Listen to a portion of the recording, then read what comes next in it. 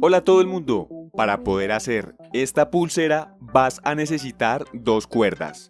La primera de 1.6 metros de largo y la segunda de 1 metro de largo. Las dos pueden tener un aproximado de 4 a 6 milímetros de grosor. Una vez tengas las dos cuerdas, en ellas debes realizar el nudo que vas a ver en el video y repetirlo la cantidad de veces suficientes hasta cubrir el ancho de tu muñeca. Finalmente lo unimos por un nudo sencillo o con el nudo tipo diamante que vas a ver en el video. Para que lo entiendas debes verlo de manera pausada, parte por parte, para que así lo puedas replicar. Si no lo puedes hacer, puedes verlo en cualquiera de mis otros videos de pulsera o, como te decía, unirla mediante un nudo sencillo, para que así tú también puedas tener tu pulsera.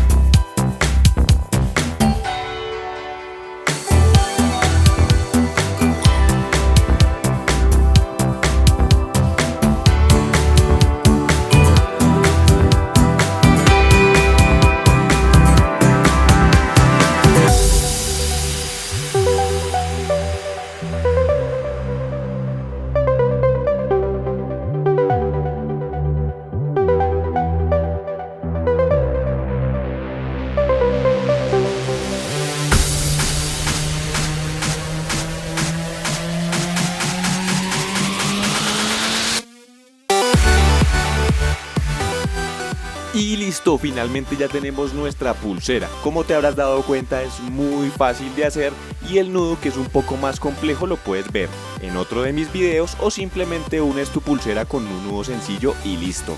No siendo más, espero que el video te haya gustado. Cualquier inquietud, como siempre, ya sabes que me la puedes dejar en los comentarios y nos vamos a ver en un próximo video. Muchos éxitos con tu pulsera Paracord y nos vemos pronto. Chao.